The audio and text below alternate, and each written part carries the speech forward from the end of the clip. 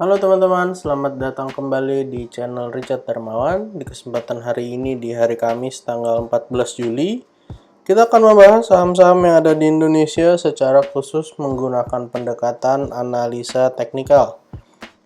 Yang pertama kita akan bahas tentang IHSG dulu, setelah itu kita akan bahas kurang lebih ada 5 saham. Yang pertama saham ASI, yang kedua saham ITMG, lalu yang ketiga saham PTBA, yang keempat saham Goto, dan yang kelima saham Cepin. Untuk yang pertama kita akan bahas IHSG dulu. IHSG hari ini ditutup positif mengalami kenaikan 0,72%, 0,72% setelah pagi sempat membentuk area low di sekitar 6.600, kemudian mengalami kenaikan.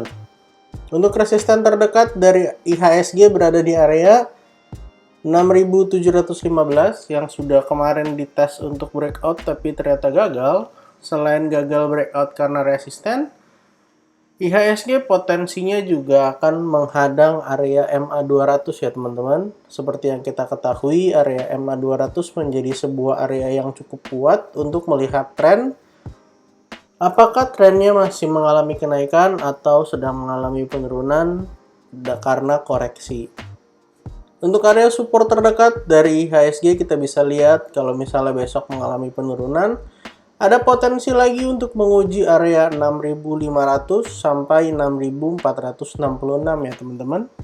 Untuk teman-teman yang punya saham-saham blue chip, silakan diperhatikan kalau indeks bagus biasanya potensinya juga bagus. Kalau indeks mengalami penurunan, ada potensi saham-saham blue chip juga bisa mengalami penurunan. Untuk saham pertama yang akan kita bahas adalah ASI. ASI pada hari ini ditutup mengalami kenaikan yang cukup signifikan sebesar 4,72%. ASI pada perdagangan sebelumnya sempat kita buatkan analisanya membentuk sebuah pola yaitu double top. Dengan target penurunan double topnya berada di area 5.550. Tetapi kita juga tahu bahwa ASI meninggalkan sebuah gap di area 5.825 sampai 5.975. Dan pada kesempatan kemarin, closingnya bertepatan dengan area gap ya teman-teman. Sehingga hari ini saham ASI bisa mantul sebesar 4,72%. Selama mengalami penurunan juga, saham ASI belum sempat melakukan retest untuk area neckline dari double topnya. Jadi kalau misalnya saham ASI mengalami kenaikan, maka ada potensi saham ASI bisa aja breakout dari area resisten di 6.175 atau bahkan menuju area neckline di sekitar area 6.600 ya teman-teman. Untuk area support terdekat, kita bisa gunakan area pantulan sekaligus area dari tutup gapnya di sekitar 5.825. Atau kita bisa gunakan area support yang kedua di sekitar area 5.550 ya teman-teman. Yang merupakan area penurunan dari area double topnya. Untuk teman-teman yang mau trading saham ASI, silakan diperhatikan area support di 5.825, kalau bisa bertahan boleh coba dibeli dengan area resisten terdekat di area 6.100. Kalau ternyata mengalami penurunan lanjutan, support berikutnya di 5.550 ya teman-teman. Untuk saham ASI sendiri bisa kita lihat posisinya sekarang sudah berada di bawah MA200. Berarti secara tren sebenarnya sedang tidak baik-baik saja ya teman-teman untuk saham ASI. Saham berikutnya yang akan kita bahas adalah ITMG. ITMG hari ini ditutup mengalami kenaikan sebesar 0,67%. ITMG sempat kita bahas beberapa hari yang lalu membentuk pola kenaikan inverted head and shoulders ya teman-teman. Dengan gambar kurang lebih sebagai berikut. Ini adalah left-nya. Dan berikutnya adalah head-nya.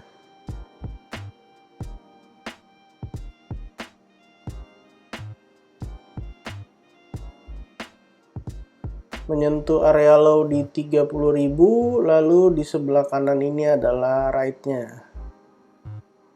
Posisinya saat ini saham ITMG sudah berhasil breakout dan closing di atas 33.500 ya teman-teman. Untuk target kenaikan dari inverted head and shoulders-nya, kita akan ukur dari area low sampai ke neckline. Lalu setelah itu kita copy paste dan kita letakkan di area breakout-nya. Ada potensi saham ITMG akan melanjutkan kenaikannya menuju ke area sekitaran 37.725.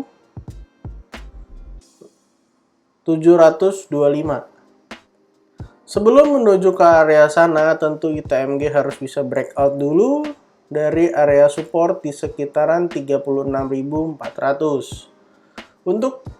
Area resisten 36.400. Untuk area support terdekat bisa gunakan area neckline dari inverted head and shoulders-nya di sekitar 33.500 sampai 30.000, atau area support 2-nya di 31.250 sampai area 31.000. Posisi MA200-nya untuk saham ITMG masih cukup jauh. Artinya saham ITMG masih cukup uptrend, dan kalau turun maka kita harapkan MA200 dapat menahan penurunan dari ITMG. Saham ketiga yang akan kita bahas adalah PTBA. Saham PTBA pada hari ini juga mengalami kenaikan sebesar 0,74%.